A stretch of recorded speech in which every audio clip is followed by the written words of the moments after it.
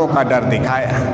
मुसलमानों का डर दिखाते दिखाते देश की कार्यपालिका पर ब्राह्मणों ने कब्जा कर लिया, देश की न्यायपालिका पर ब्राह्मणों ने कब्जा कर लिया, देश की मीडिया पर ब्राह्मणों ने कब्जा कर लिया। और हमको क्या कहते, गर्व से कहो हम हिंदू हैं। ये हिंदू क्या है? आप रामायण महाभारत गीता वेद पुराण सारा पढ़ लो, कहीं हिंदू नहीं लिखा। ब्राह्मण जिसको कहते हैं हिंदुओं का ग्रंथ है, उसमें कहीं हिंदू लिखा ही नहीं।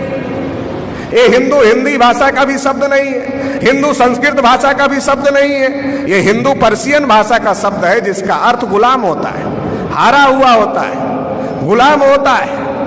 तो ब्राह्मण हमें हिंदू कहकर गुलाम कह रहे। जिन ब्राह्मणों ने हमें पहले से गुलाम बनाकर रखा, वो आज भी हमें गुलाम बना करके रखना चाहते हैं। वो हिंदू कह रहे हैं जिन्होंने हमको अछूत बनाया, जिन्होंने हमको शूद्र बनाया, जिन्होंने हमको जंगलों में रहने के लिए मजबूर किया, उनका धर्म और हमारा धर्म एक नहीं हो सकता।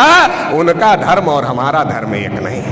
वो हमको हिंदू कहकर गुलाम कहते हैं और इस देश को हिंदुस्तान कहते हैं। उनको पता है कि यह देश उनका नहीं है, ये देश उनके गुलामों का देश है, इसलिए इस देश को हिंदुस्तान कहते हैं। इस बात को हम लोगों को समझने की जरूरत है, क्योंकि हमारे मुसलमान साथी भी बार बार हिंदुस्तान हिंदुस्तान कहते हैं। हिंदुस्तान नाम का कोई देश दुनिया के नक्शे में नहीं है।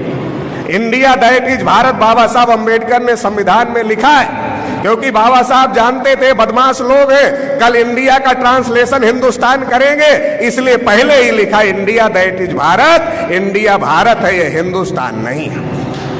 और वो ब्राह्मण कहते हैं हम हिंदू राष्ट्र बनाना चाहते हैं, वो हिंदू राष्ट्र नहीं बनाना चाहते।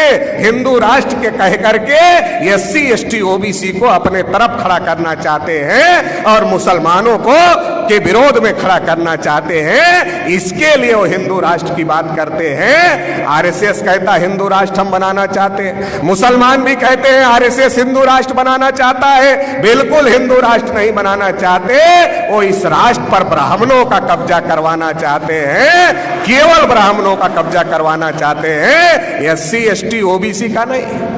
विधायिका, कार्यपालिका, न्यायपालिका, मीडिया हर जगह कर लिया है। शेड्यूल कास्ट का कोटा पूरा नहीं हुआ, शेड्यूल ट्राइब का कोटा पूरा नहीं हुआ, OBC को इस देश में कुछ नहीं मिला। मुसलमान जो गुलाम भारत में 33% प्रशासन में थे, वो 2-2.5% पर आ गए, उनका भी सत्यानाश हो गया। हमको आपसे लड़ाया, आपका भी सत्यानाश हुआ, हमारा भी सत्यानाश हुआ। इसलिए ये बात समझने की जरूरत है कि अभी अलग अलग लड़ने की जरूरत नहीं है, मिलजुल करके लड़ने की जरूरत है। बहुजन क्रांति मोर्चा और मेश्राम साहब ये पैगाम लेकर के आए हैं कि अलग अलग लड़ाई बहुत हो चुकी, अभी अलग अलग लड़े तो हमारा भी सत्यानाश हो गया, आपका भी सत्यानाश हो गया।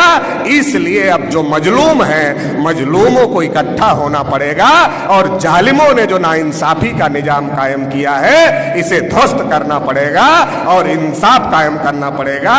इस लड़ाई में आप लोग साथ देंगे, ऐसी आशा उम्मीद के साथ आपने मुझे सुना, इसके लिए आभार, धन्यवाद। जय